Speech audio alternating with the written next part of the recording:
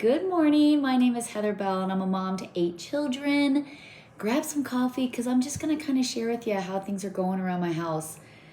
I got to tell you, I'm struggling. I'm not really liking the changes.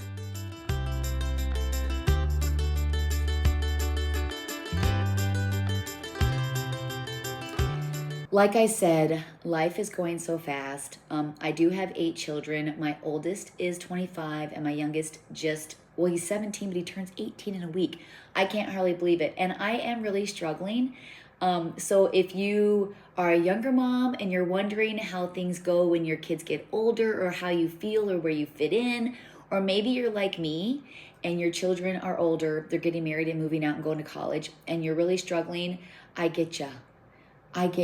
And I don't know, I'm trying really hard to keep it together. I'm trying really hard to, I've been praying and praying that the Lord would really guide me on just where I fit in, how to help my kids, how to be supportive, but not to be that kind of pushy mom and mother-in-law. And so I've been really, really, really praying, bathing it in prayer. I pray at night, pray in the morning, thinking of my kids all the time. And I gotta be honest with you, I am struggling and I really don't really know where I fit in right now. And I find myself very emotional. My son, Brendan, he's getting married in like a week and a half. My youngest just graduated high school. And within a year, I've had 2 children graduate and 3 get married. Actually, less than a year. My daughter Haley got married in August. Well, Izzy graduated in May. My daughter Haley got married in August. My son Gideon got married in April. My son Noah graduated in May. And now my son Brendan is getting married. And I've actually been able to keep it together. And I feel like I'm not able to anymore. And so I thought I'd get on here and just kind of share with you how things are going, how I'm feeling. If you're a mom that's really struggling, I can definitely share with you how things are going and how I'm handling it, which right now not very well. I don't have all the answers, but I know one thing that really helps me get through is being in my Bible. I've had this Bible for over 30 years. Being in my Bible, constantly praying for my family, and I got to share something with you. So this is a notebook that I have been writing in since 2020. I actually started it when all like the COVID hit and the kids weren't in school, and I thought, you know what, there's so many things going on right now, like major things going on, that I wanted to document it. I wanted to document every single day. I actually had a friend that had gotten COVID. She was put on a respirator for a month, and I literally wrote her a letter every single day with what was going on in the world, with our family, with her family, just because I didn't want her to miss that month. And so I dated everyone and sent them to the hospital. So when she woke up, she was able to read them all, and she gave me a big hug, and she's like, thank you so much, because that was like a whole month out of my life that she had no idea what was going on. And so I started to document things about what was going on in the world, how my kids were handling it, what we were doing, because we literally remodeled our kitchen during COVID. When everything got shut down, we remodeled our kitchen, lived in the garage for 2 months. We had Easter in the garage. Everything, because the whole house was empty because we were putting our new kitchen in and redid our floors.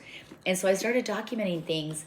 And after all that, was done, I still documented. So I go on I try and go on every week, every 2 weeks, or maybe once a month, and I'll write down everything going on. So I have everything: when Haley got married, how I was feeling; when Izzy graduated, how the kids felt when COVID happened; how, Brendan and Haley didn't have their traditional graduation, or they didn't even get a prom because everything was shut down. And so I just started writing in here, and I literally have like all this. I just wrote in here today. I'm kind of backtracking because life's missed. So I've wrote this much. And my very first document was, let me see here. It looked like, it was actually before that. So my first time, I actually started it in 2014, but then completely forgot about it. And so my actually first consistent, let me go back here. My first consistent was in, let's see here. I started back in May 22nd, I always do that in my videos. I always can't talk, and I'm like, I don't want to edit it out, so I'm just like, anyway. So my first time documenting in this was May 22nd of 2019. So I've been doing it for 6 years. I want to try and do it, be more faithful to it, because when I'm gone, my kids can read like how I was feeling during different things, how I handled different things, what I thought of Madison when she came, what I thought of Emily, what I thought of David, just different things that happened in our family, different events, people we've lost, and just everything in here, like how I was feeling, almost like a diary, like a digital vlog, but in a book, the old fashioned way. And so every morning I've been trying to get up and do this and read my Bible and pray for my kids. And, it's so hard, because when you're a young mom and you're having a baby, you're like, wow, this is like the hardest time in life. And then your kids get to become toddlers. You're like, holy cow, this is the worst part of, this is the hardest part of having children. And then they get to school and you're so sad. You're like, oh my goodness, life's going so fast. And then when they become before they become teens, they turn into something, and you're looking at your kids like, who is this? Like, this is not my child. Who is that kid? And then they become teens and you're not smart anymore. You don't know anything. We don't understand what it was like being their age. And then you think you're good. And I'm telling you, as a mom to 8 adult children, it doesn't get any easier. And I really do feel like this is the time when they become older teenagers and then start moving out. I think that's kind of the hardest time as a parent, because they're trying to start their lives, and you see like the different not mistakes, but like disappointments when they're like maybe looking for a house and they can't find a house, or trying to find a spouse, or trying to find that perfect job. And it's really hard, because when your kids are older, you've parented them, right? So we parent our children, and we parent them. And I actually saw a meme the other day that said, when our kids are younger, we can't live without them, but we raise them to live without us. And that is so true, right? We're raising them to become adults that love the Lord, that work hard, that find the perfect spouse, that raise their children to love the Lord and raise their children to do what's right. And they start their families. And so we love them so much, and we invest everything we have into our children. And we do that so they'll eventually have a life that's without us. Like, they'll live without us. And it was so true. I was like, oh my goodness, that is so true. We love them so much and raise them to live without us. And I'm in that time right now where I don't know where I fit in. Like, I know I'm their mom, and I know that they'll always love me. But as a mother, when they start getting married, you kind of have to step back, right? Because before they got married, you were the most important person in your son's lives, in your daughter's lives. I'm going to say geared more toward the son, right? Because my daughters, we have a very close relationship. And even though my daughter Haley's married, we see each other every day. She is the best husband ever, I'm telling you. He is so sweet. He's so kind. He understands that me and Haley still got to, hang out. Like, he understands. He's just really, really the nicest guy ever. A lot like my husband. But with our boys, we're like the number one woman in their lives. And then they meet that person that kind of takes your place. And so it's hard, because that's how life is. Like, that's how life is meant to be. That's how God established it. You raise your kids, they meet that person. That's their number one person. Then they have their own family. And so I'm really struggling with like where I fit in. I don't want to overstep my boundaries, because they now have their leading lady, and that's the most important thing. Is I raise my children to respect women, my boys, and to love them with their whole hearts. When they find that person, is this whole video going to be crying? I don't know. I'll try and keep it together. But you raise your boys to love their wife with their whole hearts. And so I can't be disappointed with them for doing what I raised them to do. And I got to tell you, Emily, sweetest ever. Madison, love her so much. She's a farm girl. She fits in perfectly. She really does. And she loves Brennan so much.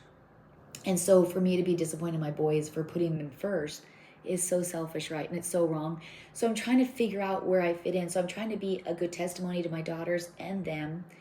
I'm trying to still be a help to them with baking bread or making muffins, making them cookies, having dinner ready if they need to come. If they don't, we have leftovers. If they come, great, I make something different. And so we still get together, we still meet on the weekends, we still do things, but I'm not pressuring my boys or guilting them because I can't see them. Like Gideon, he comes in and I miss him, but this is his time in his life. I've lived my life, I've raised my kids. Yeah, I'm still here, but I had that journey with my husband. And so now it's time for my kids to have that. And so when he comes in, I make sure I give him the biggest hug ever, all my kids, because I know that he is now responsible for somebody else. And pretty soon he's going to have his own family to take care of. And so I'm going to be there to be a support to his wife, to him, whenever they need us. And I know a lot of people think I'm an overbearing mom, I'm a controlling mom. I really am not. I really am. I really try so hard to be supportive and not step over my boundaries. And trust me, I've been praying about this way before my kids even got married, because I don't want to be that mom or that mother-in-law that's in their business, that's always telling them what to do, that's trying to get in between them and their wives, because that's not how it's meant to be, you know? And so I'm really struggling because I love them so much. I'm so proud of my kids. And I'm just not sure where I fit in now, you know? And I want to be a help to them still. I want to be parts of their life, but I don't want to control things or be involved in their business. So I don't ask questions. I don't pry. If they ask me something, I'll definitely, give them advice, but I don't want to be that mother or mother-in-law that takes the side of their son, because Gideon's not always going to be right. And so I'm trying really hard when I give advice that it's supportive of both them. Because I remember when I got married to my husband, my mom was on my side. Luke's mom was on his side. And so that kind of caused a little friction with us, because we knew who we could go to that would support us, whether I was right or wrong. My mom was always on my side because she loved me. I'm her daughter. And so I'm learning from that to be bipartisan, right? And to support them both. And they need to make the decisions in their homes for them, because they're very smart. They love the Lord, and I want them to depend on each other to get through things without going to a family, because when we got married, we moved away. So me and my husband had to depend on each other. Even though we did call our parents, they weren't here to interfere. So we had to deal with it ourselves. And I want my kids to be able to do that, even though they live here. I don't want them to feel like, I don't want them to feel like we're getting involved or that we're trying to take over the situation. And my husband is so wise. He really is. Like, my husband keeps me grounded. If I start to complain or get upset over stuff, he puts me in my place. If I start to gossip about stuff, he puts me in my place because, he's very logical and I get very emotional. And so I'll tell him something. He's like, you probably need to pray for them or love them up or something. And I'm like, wait, you're supposed to be my husband. You're supposed to be listening to me. He's like, yeah, I listen to you, but I'm still going to be honest with you. And I'm very thankful for that, because he definitely puts me in my place, lovingly. He's very wise, and so I know to go to him for things. He's very logical. My boys, even my daughters, go to him for a lot of stuff because he is logical, not so emotional like me. But life has been very busy, and my last child of 8 graduated high school.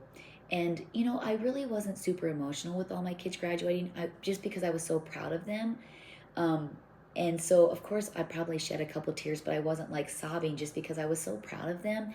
And with Haley, I got a little emotional at the wedding, but I didn't cry a lot, because I was just so proud of her. And I just had this peace because I knew that she found the person God wanted her to be with. And so having that peace, gave me contentment and just relief. And so I wasn't super crying, because I was just so thankful for what God had done. And then with Gideon, him and Emily had dated for about a year and a half. And my son Gideon, a lot of people are like, why is that a shotgun wedding? How come they didn't wait? They're so young. My son Gideon is the type of person that when he decides something, that's it.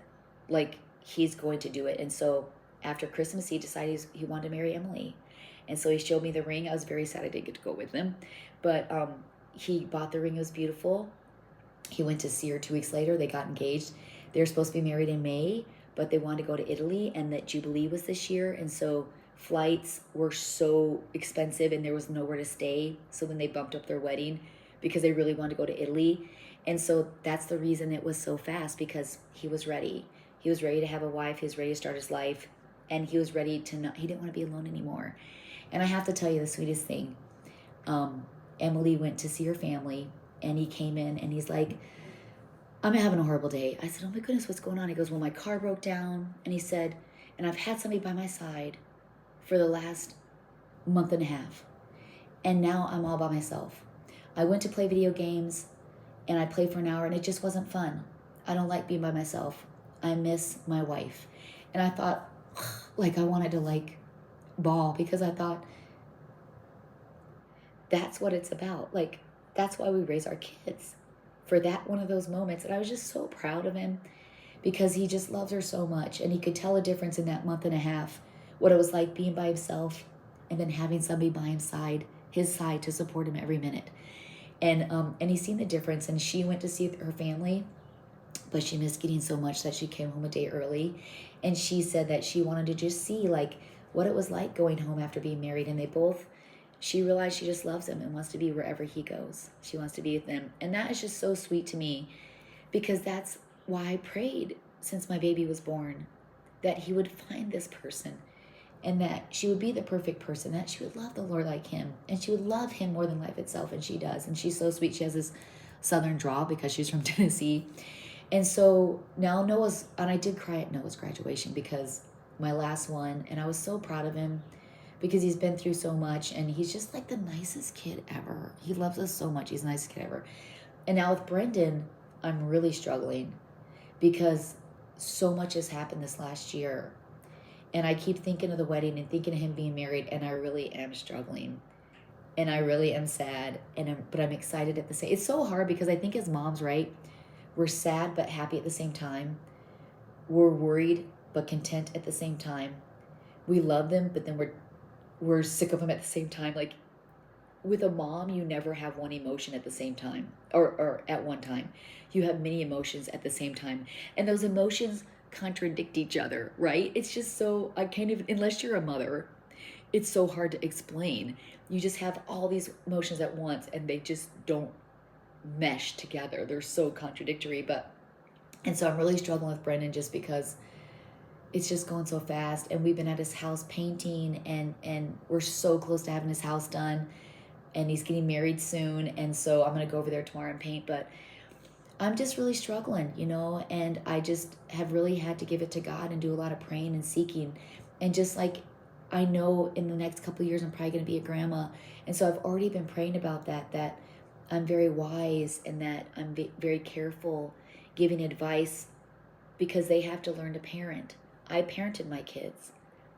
It's their family. They have to parent how they feel like they should. And that's, I need to keep my nose out of it. If they ask for advice, I'll give them advice that's supportive of their decisions, not to be controlling.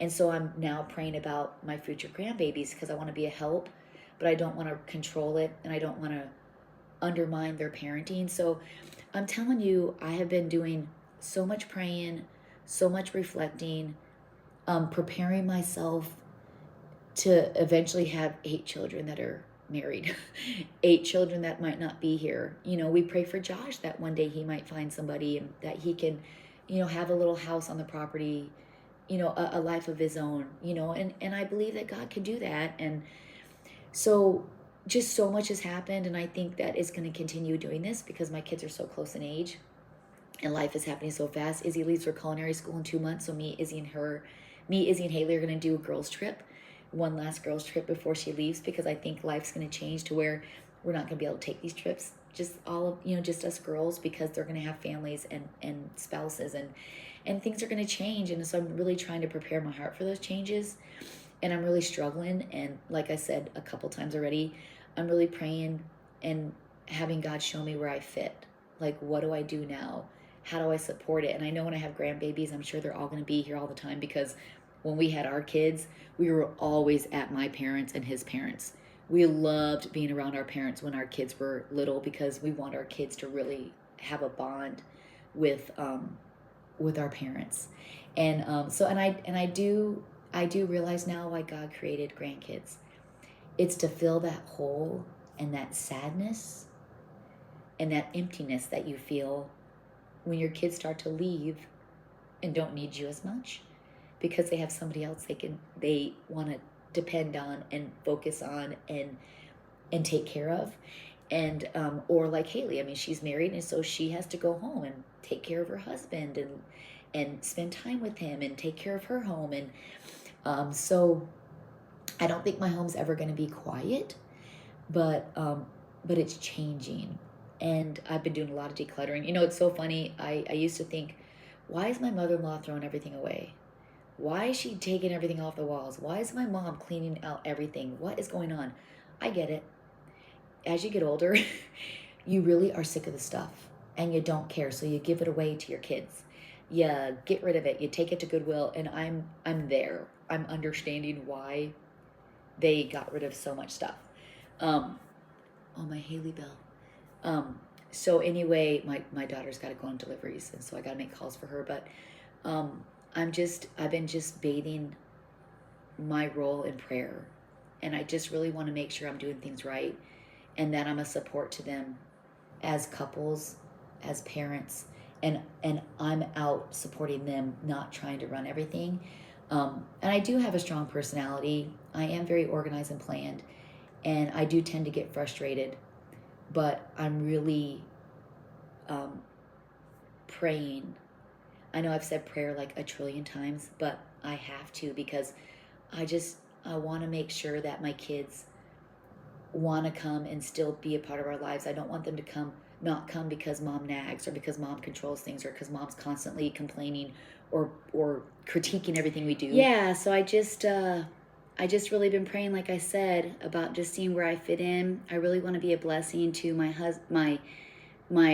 sons and their new wives. I want to be a blessing to my daughter and her husband.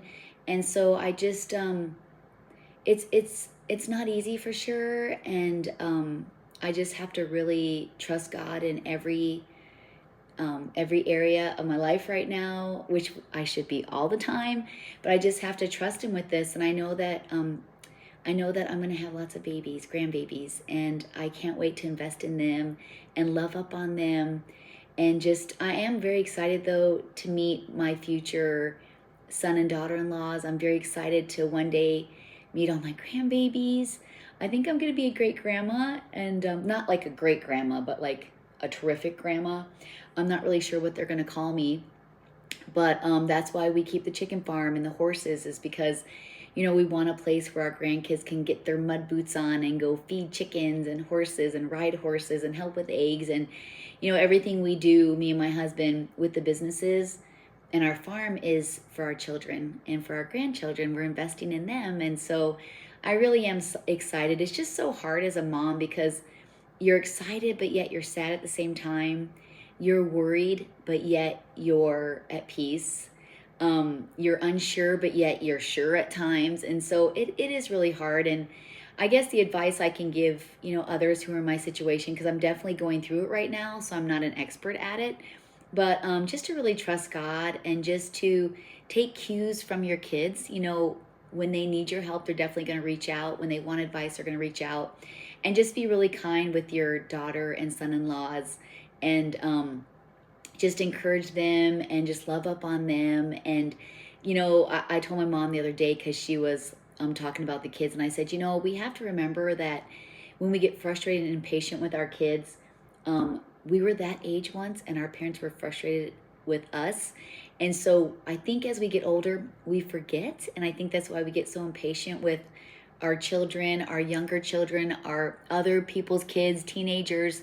As we get older, we kind of get a little grumpy because I think we forget how we were, and we forget that they're not the same. You can't expect kids to act like I'm 54. I can't expect my kids to respond and act like they're 54 because they're not. They're still young. They have a lot to learn. They haven't started their paths yet. They're going to grow just like we did. And so you have to be very patient and long-suffering and loving and kind to them, because they have to learn like we learned. And I'm still learning. I'm 54 and I'm still learning life. I feel like every phase of life, I feel like I'm back to like a new beginning of learning. Like you feel like you've conquered a phase in your life and then you're back. Then you conquer that and you're back. I mean, do we ever conquer? I don't really know, but we definitely learn in different phases, and we've grown and we become more wise. And then I feel like we're back again. Like I've raised my kids. I'm like, okay, we did it. And then now they're getting married and I'm back to learning again. And when I have my grandkids, I'm gonna be back to learning again. And so that's just life, and just like the Bible says, every time there's a season for everything. And so we had our season when we got married. We had our season when we had our children and we raised our children. And now we have a season, but now it's their season too. And so our season is different. And we have to invest in their season and then allow us to be part of it, right? Ugh. And I think the other thing I struggle with is I'm constantly thinking ahead, like, how's this going to be? How's this going to be? How's this going to be? How many grandbabies am I going to have? Are my kids going to live close to me? Are they going to want me in their lives? Are they going to need me? And you have to stop that and just like enjoy the moment. And that's what I tell my mom, because she's like a go ahead person. Like we'll sit down and she'll be like, well, what are we doing Thursday? Well, I need to get through Monday before I worry about Thursday. And so my other tip would to be just live in the moment. And I think as younger parents, we don't really live in the moment because we're so frustrated and we get tired easily, and we don't see like there's like a whole future still. And I think we're so focused on that we forget to live in the moment. And I think that would be a tip I'd give my younger self, is live in the moment. And when your kids want your attention, put everything down for it. If you're cleaning, stop cleaning. Because listen, 54 years old, my kids are adults, and I still have a messy house. You're never going to conquer the messy house, but your kids grow up fast. And I can't hardly believe that I'm sitting here 54 years old with adult kids getting married and graduating. Like it just is so real. Like not so real, but surreal. It just doesn't seem real to me. And it's just, I keep saying, where did time go? Where did the time go? Where did the time go? And so I never listened to my mom when she said to take in everything.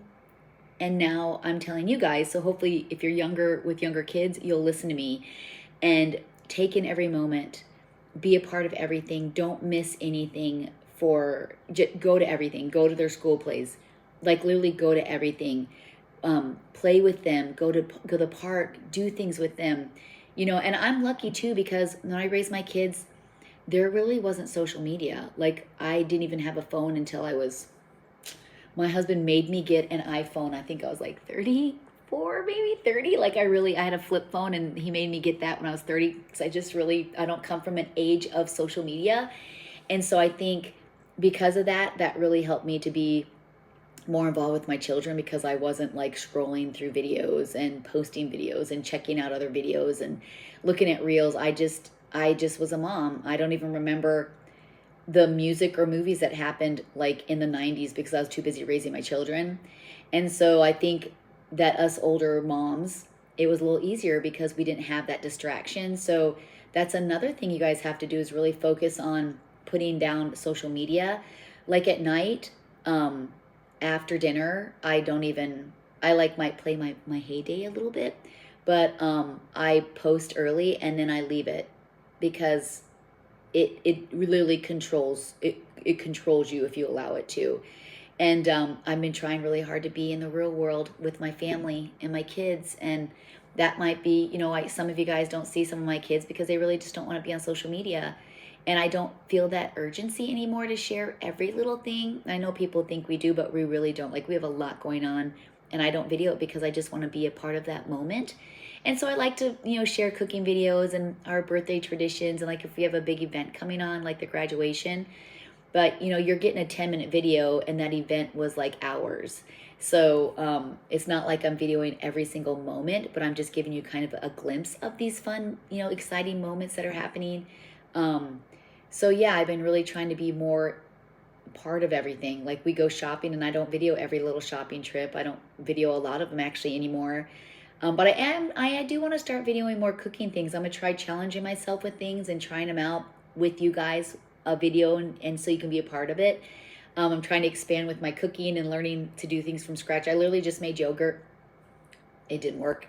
I forgot to add the rennet, the probiotics, the stuff that actually causes the growth, the yogurt, the live culture to grow. So I basically had like yellow mush. I'm like, darn it. So I'm going to try it again because I have some more milk we get raw milk from a local girl here. And so I'm going to use that. But yeah, so, life is overwhelming. And I just have been trying to step back and just be still and listen and look and pay attention instead of always being the one that's talking and trying, like I said, control things and do things. I really have been stepping back. I've been very humbled.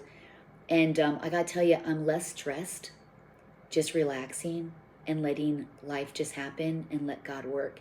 Am I sad? Sure, I'm sad. Am I struggling? Sure, I'm struggling. Am I emotional? Very emotional. But I'm still allowing God to work in every area of my life, in every area of our family's life, and trusting Him with these new family members and relationships that my kids are having, and just enjoy the process and support them. And so, I mean, I don't know if any of this helped you.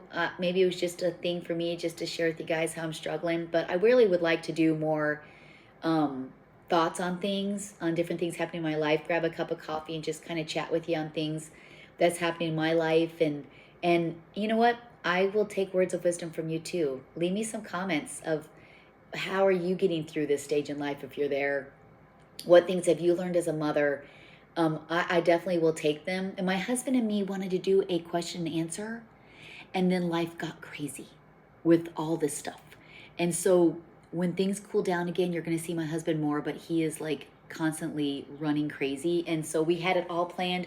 I wrote out questions from you guys, and then it just didn't happen. But thanks so much, for taking time out of your morning just to listen to me and just talk to you about things going on. And I really do support I'm thankful for all of those who support us, our family, and our the kind words that you say. I read the comments. I'm trying really hard to respond now, but I am truly thankful for your support and of our family and being a part of this journey. And it's just not ending. We got lots more coming, and man, grandbabies, I cannot wait to snuggle and kiss cheeks and touch little baby feet and rock them and just do nothing and walk and just see little minis of my kids. I don't know. My sister Bobby, she has, I think 3 grandbabies, and she's like, Heather, just you wait. It's absolutely amazing. Like, the love is so different. You love your kids, but oh man, your grandbabies is just such a different love, and I cannot wait. I have a whole heart full of love for my future grandkids. I told Robert the other day, I said, sorry about that. I said, if each of you guys have 2 kids, I literally am going to have 16 grandkids if they only have 2. 16 grandkids if they only have 2 kids. Crazy. All right, well, thank you so much. And, make sure to subscribe and like to our family page. And I'm going to try and do more coffee times with you. If you have anything you'd like me to talk about, put it in the comments of different things you'd like me to discuss, or things about our family, or something that you're struggling with as a mother that we can talk through. And then I kind of have some ideas on how I'd like to really connect with a lot of you mamas, get to know you. I know I've mentioned this before, maybe do a Zooms with different mamas or something. I do like to go live, but I can't see you and hear you. And I really would like to get to know a lot of you who support us. That's just kind of a thought in the back of my head. And then also, before I go, me and my daughters and my new daughter-in-law and soon-to-be daughter-in-law, we're trying to put together a podcast of all of us girls to talk about things and just kind of chat. So if you could be praying about that, just we're brainstorming it. We haven't really come up with anything yet. I've been trying to put together a podcast for like 2 years now, and the Lord just hasn't really spoke to me exactly what He wants me to do. And so I think I can feel it. You know how you can feel like the Lord's talking to you, but you know he's talking to you, but you just don't know exactly what it is yet. And so I'm trying so hard to be patient because I know there's something God's going to use us, our whole family. And I just don't know what it is yet. And so I'm brainstorming so much and praying so much. Yeah, okay, look at this. It's a beautiful cup. Amazing grace. Definitely God's grace for us is amazing, isn't it? Okay, well, enjoy the sunshine. Love up on your families. Hug your babies. Kiss them. Kiss your husband. Tell him how much you appreciate him, how much you love him, and tell your kids how proud you are of them. I do that every day. My kids, whoever comes into our home, they do not leave without a hug. That's a rule in my family. Even if they're friends, we make sure we hug them when they leave. Because you just don't know, right? God doesn't promise us tomorrow. He just promises us he'll be with us all the days that we're here. Oh,